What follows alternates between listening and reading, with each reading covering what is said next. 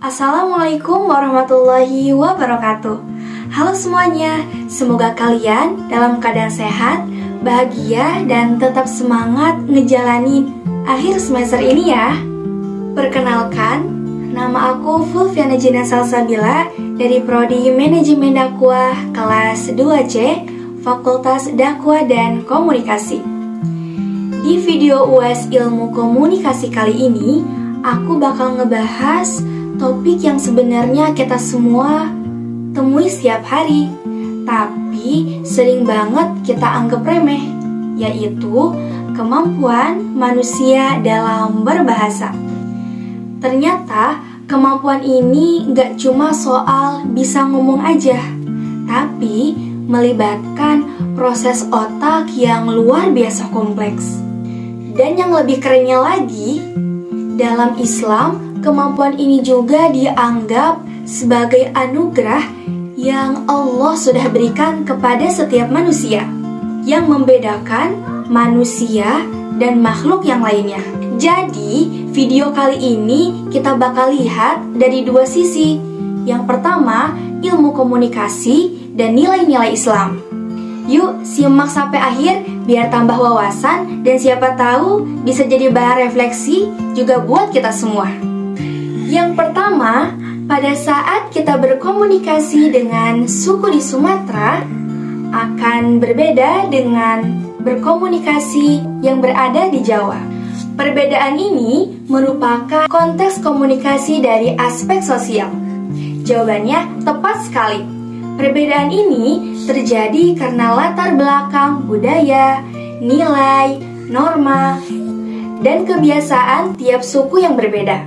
Inilah yang disebut konteks sosial budaya.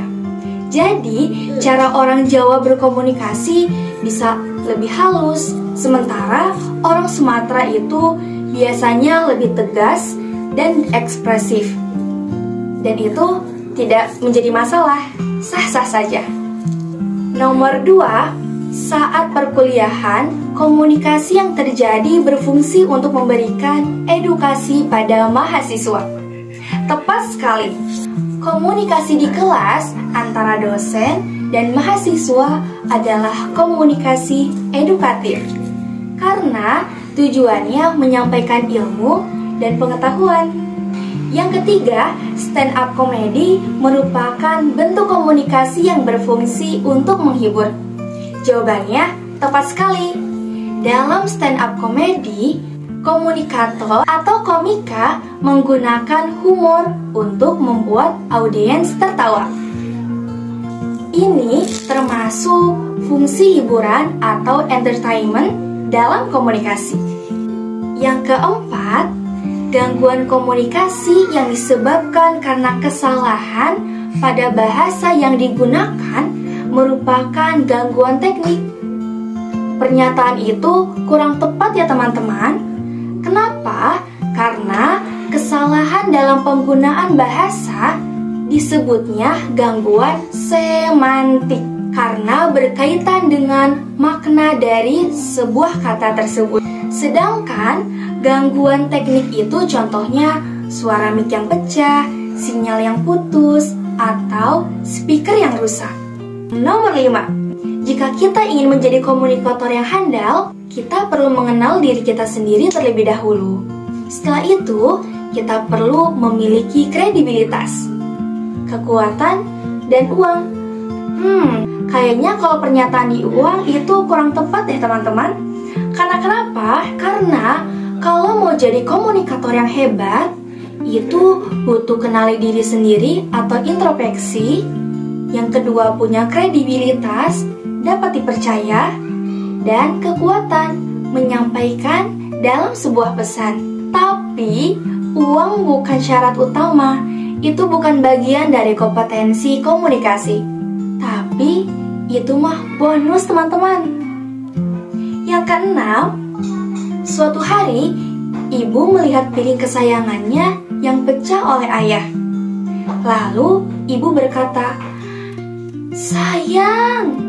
Di keesokan harinya, ayah memberikan kejutan dengan menaruh amplop uang yang tebal dalam buket bunga untuk ibu.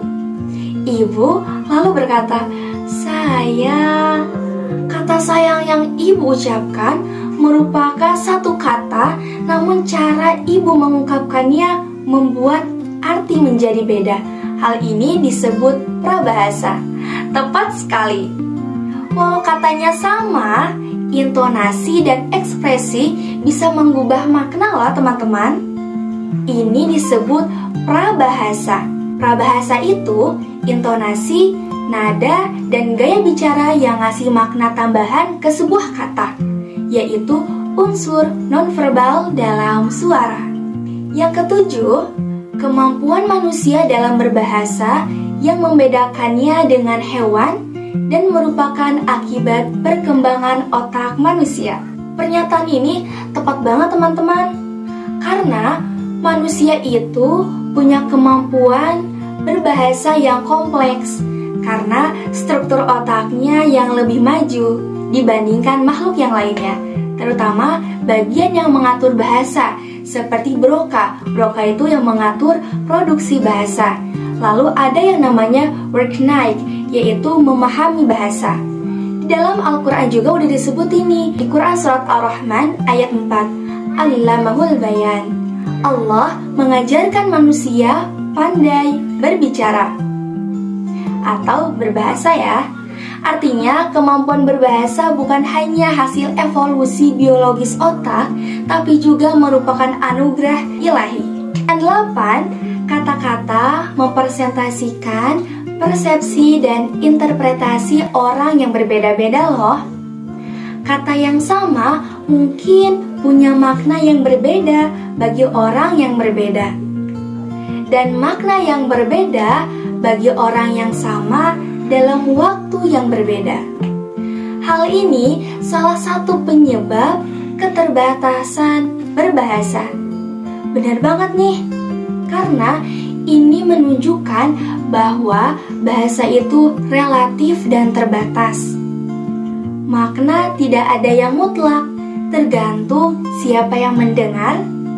Orang yang berbeda bisa menangkap makna yang berbeda, apalagi jika konteksnya bisa berubah-ubah. Nomor 9, ekspresi wajah intensifi digunakan untuk mendapatkan penilaian yang baik dari lingkungannya. Ekspresi wajah kita harus menunjukkan hal yang berbeda dari perasaan kita yang sesungguhnya. Mungkin ini terkadang benar ya teman-teman. Intensifying adalah teknik komunikasi nonverbal yang melebih-lebihkan ekspresi wajah agar citra kita terlihat lebih baik walau perasaan aslinya yang berbeda. Ini dia 10. Semakin besar minat seseorang terhadap objek, semakin besarlah pupil matanya. Hal ini membuktikan tatapan mata merupakan komunikasi nonverbal. Betul banget loh, karena tatapan mata termasuk perubahan pupil mata adalah bagian dari komunikasi nonverbal. Ini bisa menunjukkan ketertarikan atau perhatian walau tanpa kata-kata, alias lewat tatapan mata.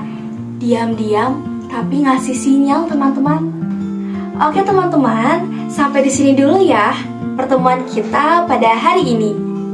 Mohon maaf jika selama penyampaian yang saya sampaikan terdapat kesalahan, karena kesalahan itu datangnya dari saya sendiri, dan jika ada kebenaran, itu datangnya dari Allah Subhanahu wa Ta'ala. Wabillahi taufiq wal hidayah. Wassalamualaikum warahmatullahi wabarakatuh. Halo semuanya. Yuk simak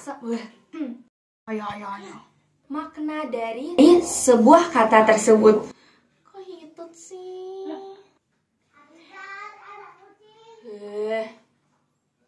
Sekian